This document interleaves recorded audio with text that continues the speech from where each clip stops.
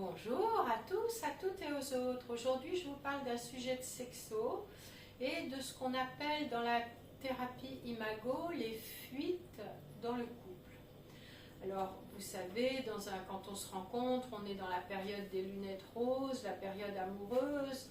L'autre satisfait tous nos besoins, on est aux anges, notre cerveau sécrète des hormones qui fait qu'on est dans un état de conscience un petit peu modifié, euphorique.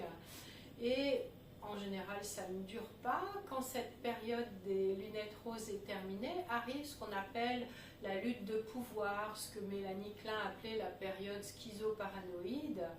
Et l'autre nous apparaît tout d'un coup différent. Ce qu'on adorait chez lui avant, tout d'un coup, ou chez elle, tout d'un coup nous devient insupportable. Et ça va réveiller des blessures d'enfance où les personnes que nous aimions le plus au monde, nos parents, ne satisfaisaient pas à nos besoins entièrement, mais ça c'est impossible, hein, et nous étions blessés par quelqu'un qui nous aime et que nous aimions. Et dans cette période de la lutte de pouvoir, c'est ce qui va se passer. Notre inconscient se dit « ouh là là, ça recommence ». Donc, notre inconscient va nous pousser à adopter ce qu'on appelle des techniques de fuite.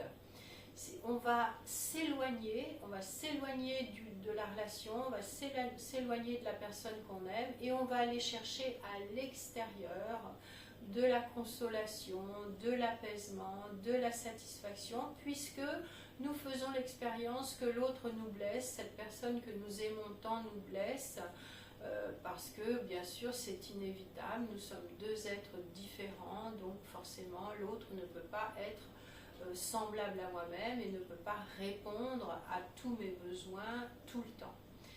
Et ces fuites, elles sont souvent perçues par l'une des deux personnes comme un éloignement, un abandon, donc du coup ça réveille des blessures d'abandon. Et ça finit par nuire au lien. Donc, comment est-ce qu'elles se manifestent, ces fuites? Tout simplement, des choses très banales, hein, regarder son téléphone en mangeant, s'absorber dans des jeux vidéo, faire du sport, travailler outre mesure, hein, quelquefois même demander à son travail une surcharge qui fait que je ne suis plus du tout disponible à l'autre. Mais ça peut aller plus loin aussi, comme des addictions, de l'infidélité, de la dépression, des maladies sérieuses. Tout ce qui va me permettre de fuir la relation parce que mon inconscient a trop peur d'être blessé de nouveau. Comment faire? Alors bien sûr, c'est assez délicat. Il faut un thérapeute, notamment une thérapie de couple imago, pour déjà identifier ces fuites et surtout pour que l'un des deux partenaires comprenne que ça n'est pas contre lui ou contre elle, mais que l'autre souffre, et du coup avoir de l'empathie pour ces fuites, pour pouvoir les réguler petit à petit. Parce que, bien sûr, quand on va travailler sur ces fuites, l'une des deux personnes va se sentir soulagée, qu'on mette enfin le doigt sur la question, et l'autre va se sentir un petit peu accusée. On m'accuse de fuir, ou on m'accuse de ne pas être là, etc. Donc c'est vraiment quelque chose d'assez délicat, mais s'il y a de l'amour, si la relation est vraiment solide et si les deux personnes s'investissent, ça vaut vraiment le coup d'identifier ces fuites avant que le bateau ne prenne l'eau.